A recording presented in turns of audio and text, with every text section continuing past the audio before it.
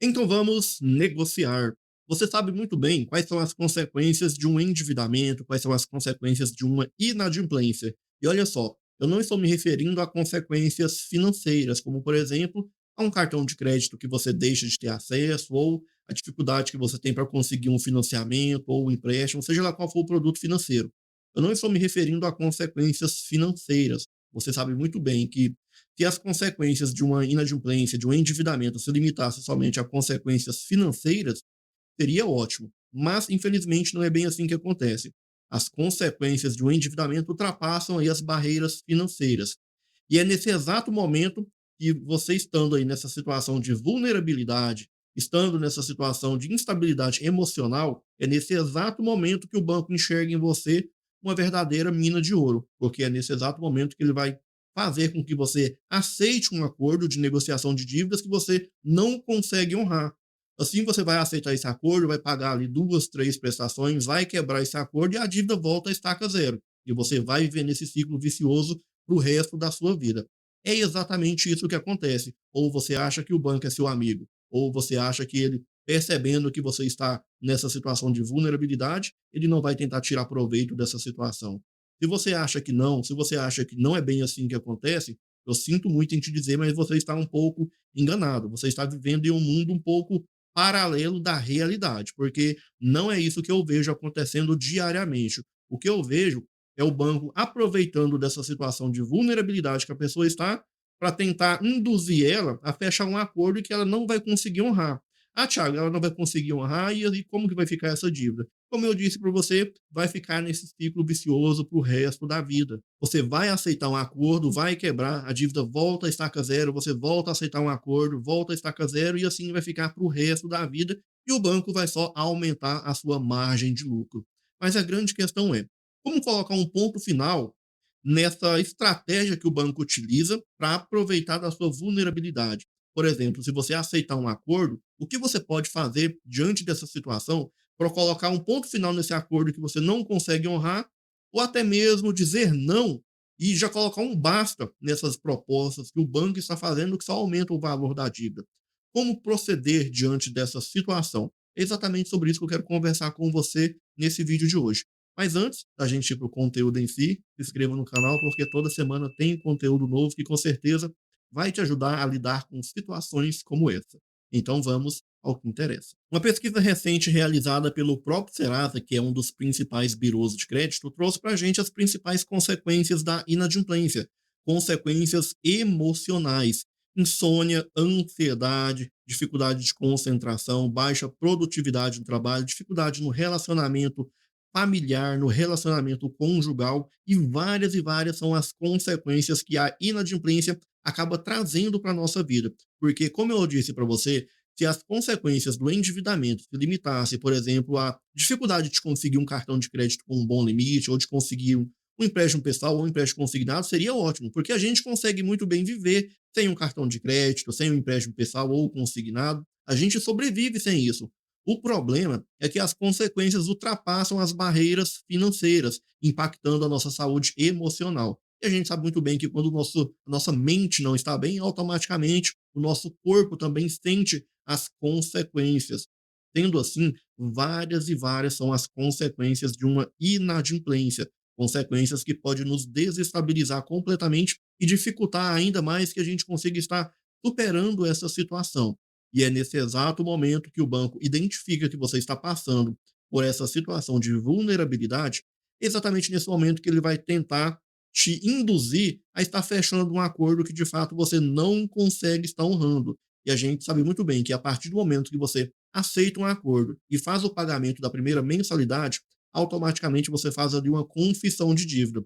Se você quebra esse acordo, essa dívida volta a estaca zero e tudo se repete novamente e você fica nesse ciclo vicioso para o resto da vida.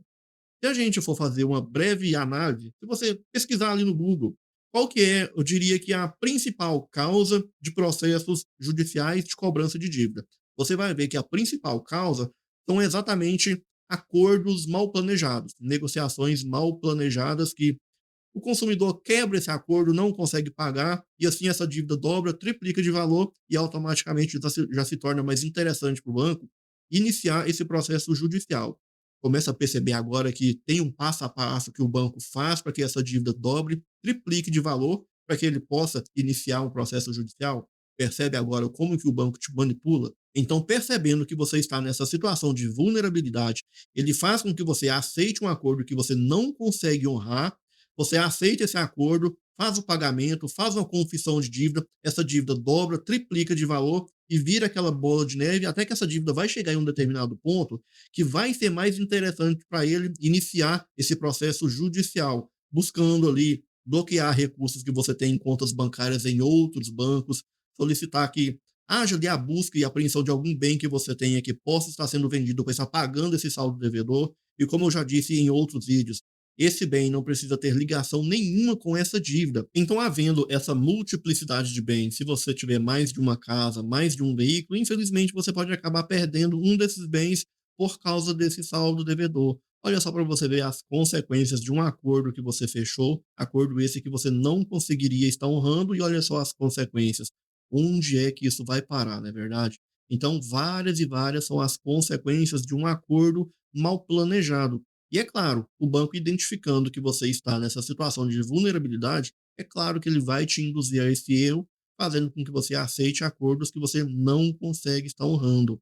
E como lidar, né, diante dessa situação? Como colocar um basta nessa estratégia que o banco utiliza para fazer com que essa dívida dobre ou até mesmo triplique de valor? Em primeiro lugar, você não pode demonstrar vulnerabilidade para o banco, porque se o banco perceber que você não está no controle da situação, é claro, ele vai tomar o controle da situação e vai te induzir até um acordo que você não consegue estar honrando. Ele vai te induzir ao erro. E você precisa demonstrar ao banco que você está no controle da sua vida financeira. É como eu sempre digo aqui, né, eu já repeti várias e várias vezes em outros vídeos.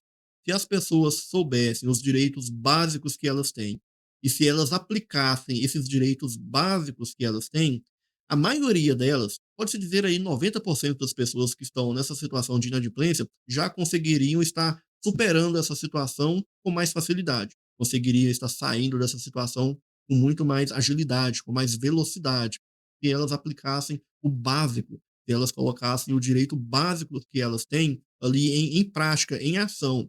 E eu não estou dizendo em acionar o judiciário, não é isso que eu estou dizendo. Eu estou dizendo em você saber se posicionar diante dessa situação. Quando o banco te liga, quando o banco começa a se impor, você precisa mostrar ao banco que você sabe muito bem quais são os seus direitos, que você está no total controle da situação. Por mais que você esteja em uma situação financeira um pouco caótica, você precisa demonstrar que mesmo assim você está no controle. E tudo isso você consegue utilizando o básico do básico. Olha só para você ver. E infelizmente a maioria das pessoas não sabem o básico do básico. E quando a gente fala em vulnerabilidade, quando a gente fala nessa estratégia que o banco utiliza, né, aproveitando da sua vulnerabilidade para aumentar ou dobrar ou triplicar o valor da dívida, qual que é o direito básico que você pode utilizar para colocar um ponto final nessa situação? Olha só, o próprio Código de Defesa do Consumidor, a própria lei do superendividamento, ele é bem claro em praticamente na maioria dos artigos em relação a essa vulnerabilidade que você está. Olha só para você ver. O próprio Código de Defesa do Consumidor diz várias e várias vezes que essa prática utilizada pelo banco é uma prática abusiva, é uma prática ilegal. O banco não pode aproveitar dessa situação de vulnerabilidade que você está. Tiago, mas como identificar essa vulnerabilidade? Olha aí a própria pesquisa do Serasa: ansiedade, dificuldade de relacionamento pessoal, dificuldade no relacionamento familiar, baixa produtividade. Se isso não é vulnerabilidade, sinceramente, eu não sei mais o que é vulnerabilidade. Eu não sei o que é instabilidade emocional. Olha aí o próprio Serasa trazendo as consequências emocionais da inadimplência. E o próprio Código de Defesa do Consumidor diz que o banco não pode aproveitar dessa situação de vulnerabilidade e o banco não pode fazer com que essa dívida aumente de valor de forma desproporcional de acordo com essa situação que você está passando. Então, olha só, de forma bem simples e resumida. O próprio Código de Defesa do Consumidor diz que o banco não pode aproveitar dessa situação que você está para fazer com que a sua dívida aumente de valor de forma desproporcional.